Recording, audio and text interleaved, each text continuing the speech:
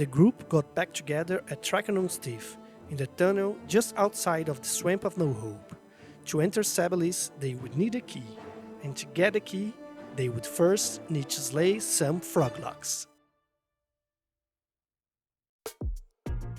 They were looking for Froglock hunters and foragers. Vecnor, the Dark Elf Enchanter, led the group into Trakanon's Teeth. Too bad he and the other non-Iksars were lousy swimmers, so it took a while for them to cross the water. After making sure everyone was alive and well and did not drown, Vecnor walked into the jungle and set up camp just outside the tunnel. Gulliver the Bard would be pulling the Froglocks to the group.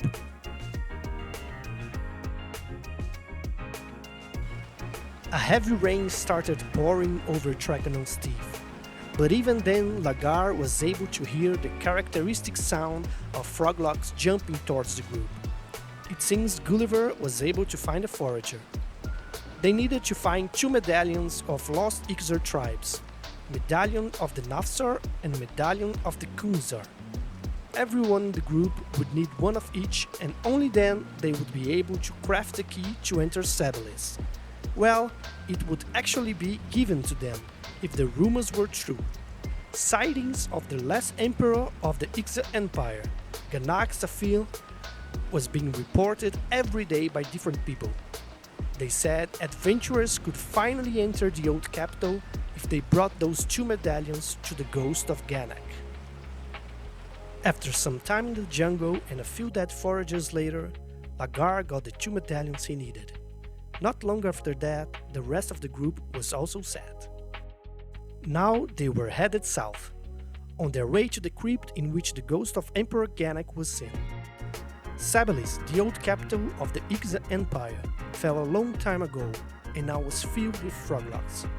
Worse than that, it is now home to the tyrant dragon, the poisonous Trakanon. No one understands why Ganak lingers on in the world of the living, but it must have been the traumatic battle against the Ring of Scale and the subsequent fall of Sebilis many years later. On their way to the crypt, Lagar and his group saw many specters roaming around. They didn't want to get their attention, so they tried getting to the crypt unnoticed. Ganak slayed the leader of dragons, Jaldar, but was slain at the same time by him. While the bones of the great dragon rest in the field of bone, Ganak chose a different spot to stay north of. After Trakanon nested in the Iksar city centuries after this battle, he locked it with a powerful magic. And this must be why Ganak is handing the key to Sebilis to worthy adventurers. As the group was getting closer, Vecnor was stunned by thunder magic. One of the spectral keepers saw the group. There was no way but fight. The adventurers dispatched a spectral keeper and a spectral champion easily, and Lagar was beginning to believe that Emperor Ganak was really in that crypt, or at least a ghost of who he was. The crypt was there, its entrance covered with a thick spiderweb. The group moved through it as it was not there. What a strange thing. As he took a turn to the left, Lagar could not believe his eyes. The ghost of Emperor Ganak was there, floating above a red throne. Everyone in the group formed a line. Vecnor was the first to talk to him. Lagar was eagerly awaiting to talk to a legend.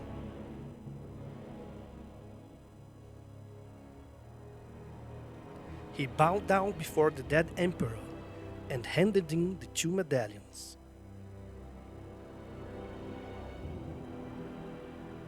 He was given a small red statue called the Trakanon Idol. Those who had one would be able to traverse the magical barrier and enter Sebilis after all this time. Lagar was ecstatic. He danced with Amorbios, the halfling rogue, as the rest of the group got their idol.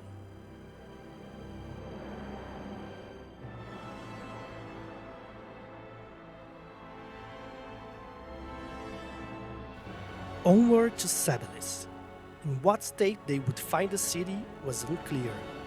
After Ganak fell in battle, leaving no heirs and the Iksar forces were profoundly scarred and scattered, The Froglocks of Sebilis, at the time slaves to the Iksars, saw their chance to strike against their captors.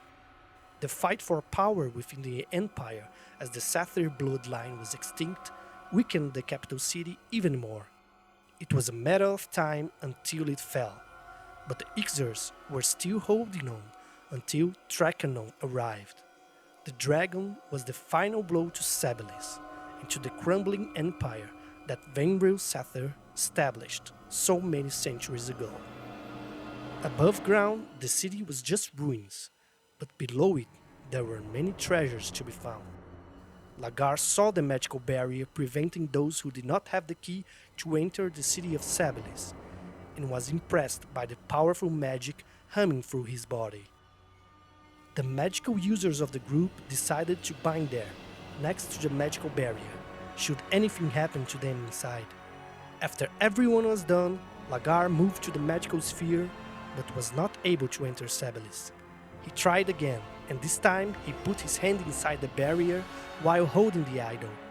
An electrified wave coursed through his body, and he was finally inside Sebilis. There were Froglock knights right at the entrance, so Lagar moved backwards and waited for the rest of his group. They were sent to different peaks of the city. Sebilis was a popular location for adventurers in their 40s. With the group assembled once again, it was time to see what the city had to offer. Lagar pulled the two Froglocks guarding the entrance and the group began their descent. Much more skilled in feigning death, the monk could easily lose aggro now, so his pulls were cleaner.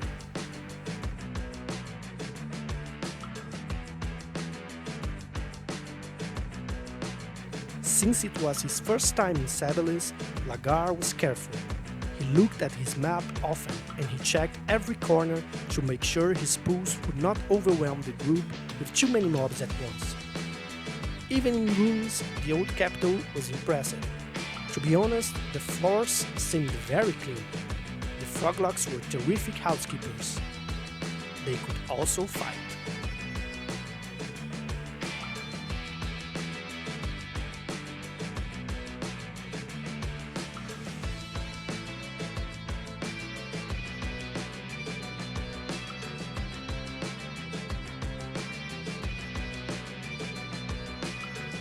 As they moved deeper into the city, the masterfully sculpted walls gave way to walls of crude rocks and simple flooring.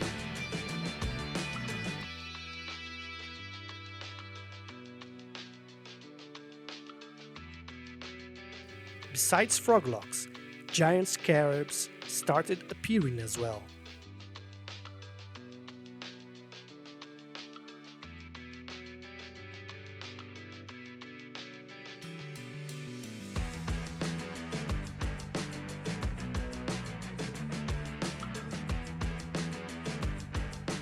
The group was going to the camp popularly called Bugs, but they needed to clear the way first. This is the closest camp to the entrance.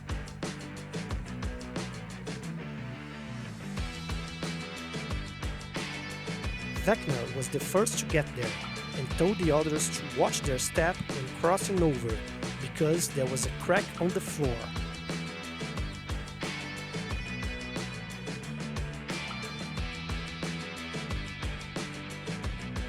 Lagar started pulling the scarabs to the camp.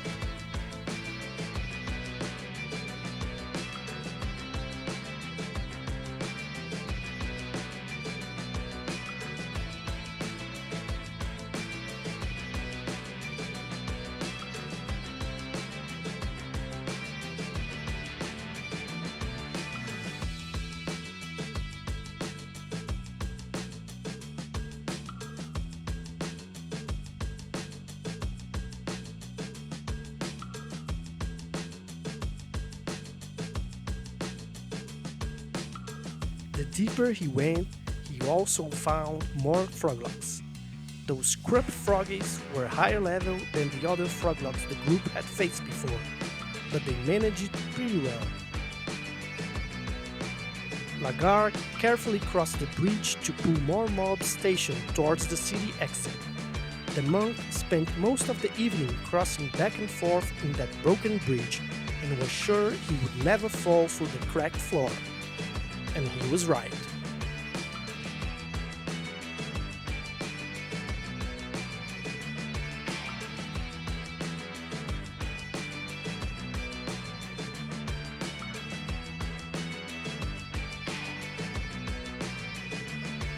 But he fell anyways.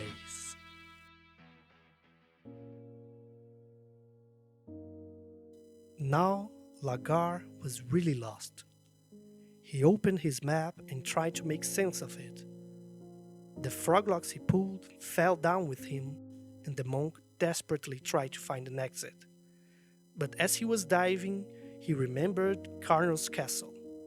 He might as well feign death above the waterline, so he could breathe. He was taking too much damage, and he needed to lose the aggro. While feigning death, he took another long look at the map. It seemed he needed to go down to exit the city.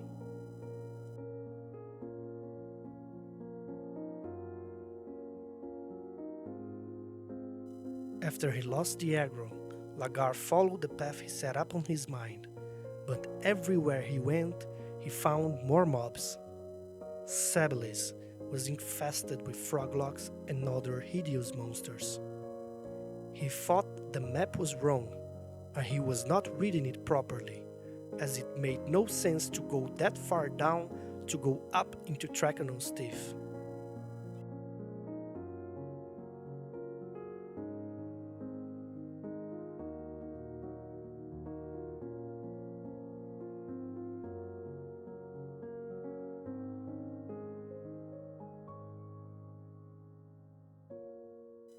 There was some hope. He could peek to another instance of the zone, but then he had to wait 5 minutes to rejoin his group. That would mean some good amount of experience lost.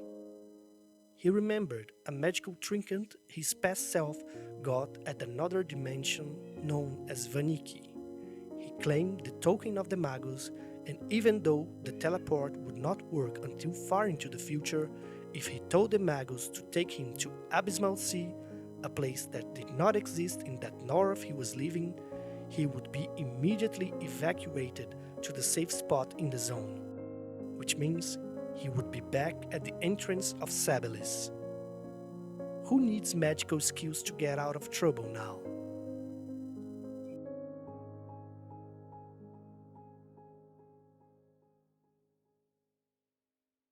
Lagar was greeted with a gift, imbued fighter's staff. Although his proficiency with two-handed blunt weapons was not that great, his DPS would eventually rise after some training. To avoid having their pulling fall again, the group decided to move to another popular camp with Sebilis, Disco. Vecnar helped with the pulls by soothing the mobs so the monk could pull less mobs each time.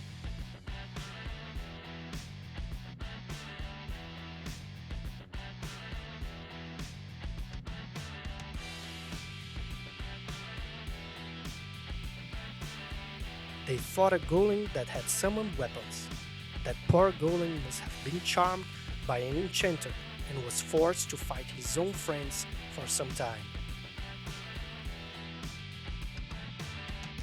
Finally at the disco, Lagar pulled a powerful froglock wizard with a little help from Vecnar.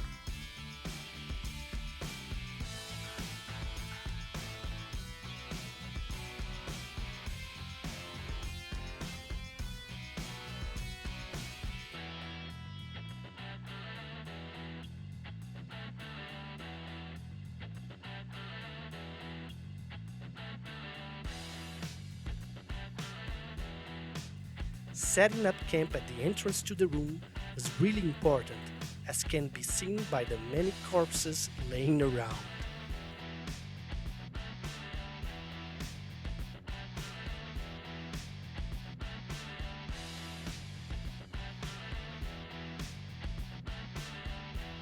Amorbius, the halfling rogue, was getting rich with his light hands even before the froglocks were killed.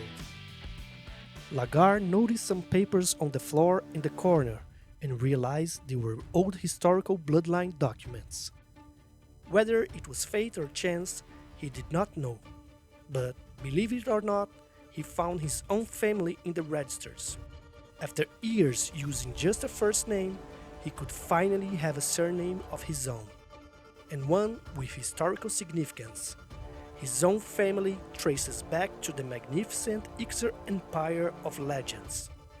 But a name would not be enough to qualify Lagar to start raiding with his guild.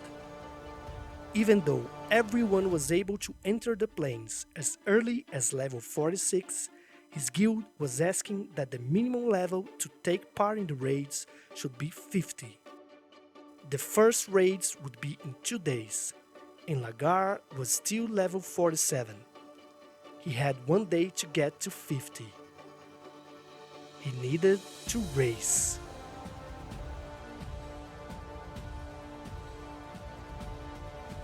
We are almost to 100 subscribers.